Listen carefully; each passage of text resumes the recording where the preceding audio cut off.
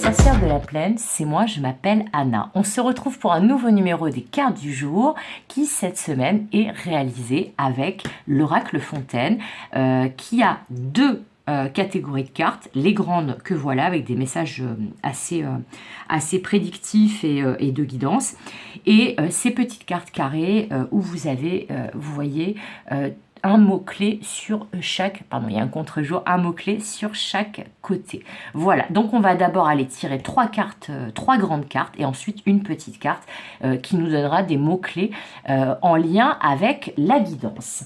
Allez, c'est parti, sans plus attendre, on va aller chercher nos trois grandes cartes du jour. J'espère que vous allez tous et toutes bien. Je rappelle que c'est un tirage qui est intemporel, même s'il est publié quotidiennement.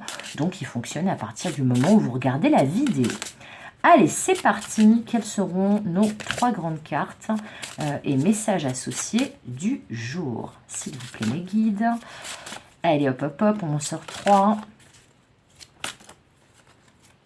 Allez, c'est parti. La première, on a le choix. Alors, ok, on va la mettre ici parce que si vous avez regardé celle d'hier, eh bien, je vais mettre la petite carte carrée plutôt ici.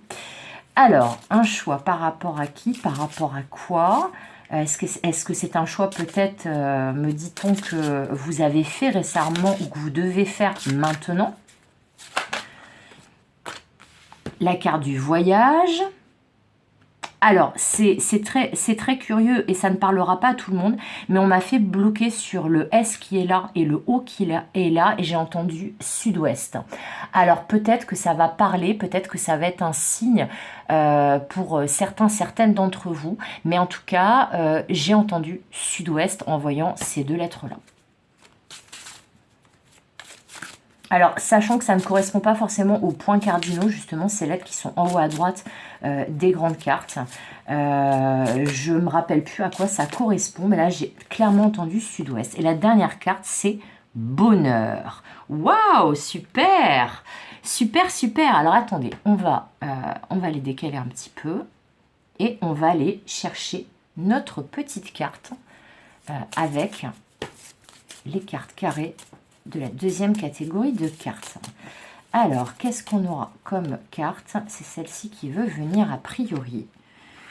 Alors, on a l'immaturité ici, la vulnérabilité, la séduction là qui pointe vers la carte du choix et la tendresse. Ok, ok, ok. Alors, le premier message que j'entends avec ce mot immaturité de ce côté-là et vulnérabilité vers le haut, c'est et séduction là avec ce choix, c'est que peut-être que là, vous devez prendre une décision par rapport à une offre qu'on vous a faite. Alors ça peut être une offre qui est en lien avec le cœur, vu que là on a quand même cette couleur rose et tous ces mots-clés qui sont plutôt en lien avec les émotions, les ressentis et le domaine amoureux, en tout cas émotionnel.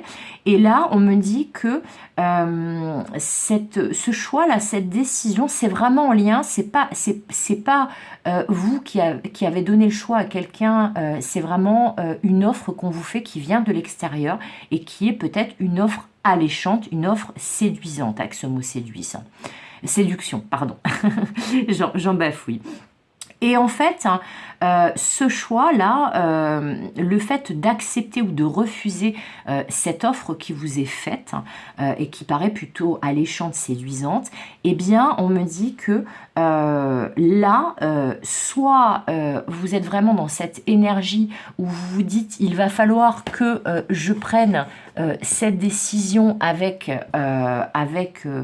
sagesse et maturité, parce que l'on me dit que vous avez peur en fait que si toutefois vous acceptez cette proposition qui vous est faite, que ça vous mette en position de vulnérabilité, qui est le mot là qui pointe vers le haut, et que vous vous laissiez avoir par peut-être quelqu'un ou quelque chose qui vient jouer sur la corde sensible. Voilà.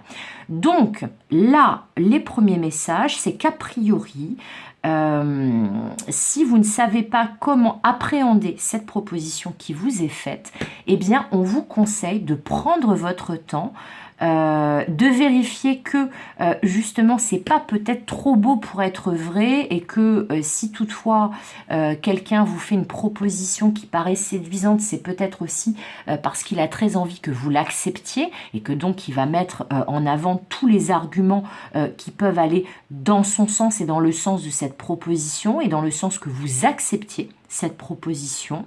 Et on me dit que en tout cas, avec cette carte du voyage et du bonheur, c'est que pour sortir de la brume, là, pour sortir aussi de l'obscurité, là, de ce canyon qu'on voit là,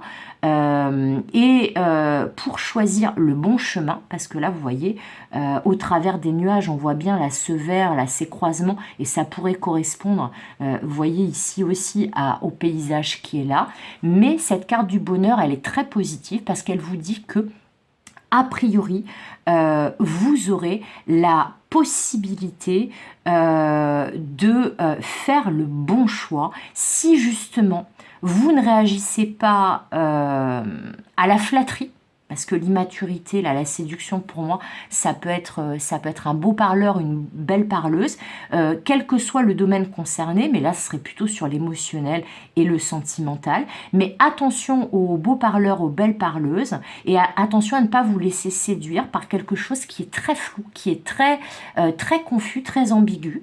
Et le meilleur moyen, en fait, de sortir de cette zone de flou artistique, eh bien, c'est clarifier les choses, peut-être vous poursuivre votre route en fonction de votre bien-être, de votre bonheur, et ne pas forcément faire de choix tout de suite, ou en tout cas de manière précipitée.